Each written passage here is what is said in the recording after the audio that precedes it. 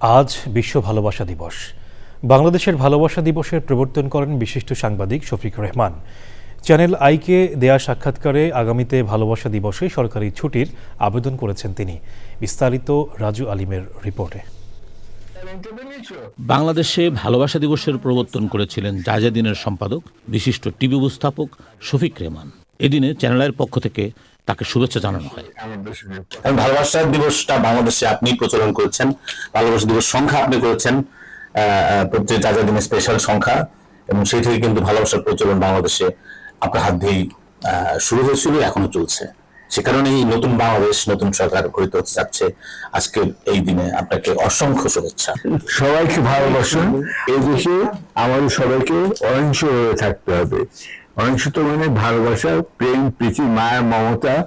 বিশ্বব্যাপী 14 ফেব্রুয়ারি সেন্ট ভ্যালেন্টাইনের নাম অনুযায়ী পালিত হয়ে আসছে ভালোবাসা দিবস, ভ্যালেন্টাইন্স ডে। আজকের এই দিনে শফিক রেহমান বাংলাদেশের নতুন সরকারের কাছে ভালোবাসা দিবসে সরকারি ছুটি ঘোষণার জন্য পরবর্তী প্রধানমন্ত্রী তারেক রহমানের প্রতি অনুরোধ জানান।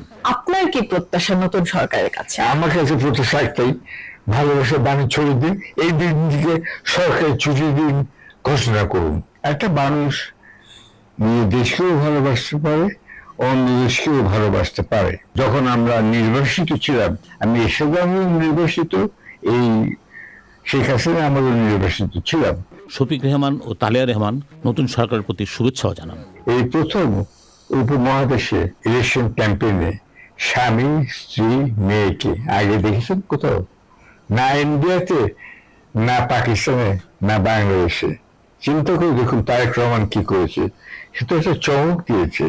দেশের সবাই ভালোবাসায় থাকুক, ভালো থাকুক, ভালোবাসায় মেতে থাকুক, এই বার্তা দিলেন তিনি দেশবাসীকে।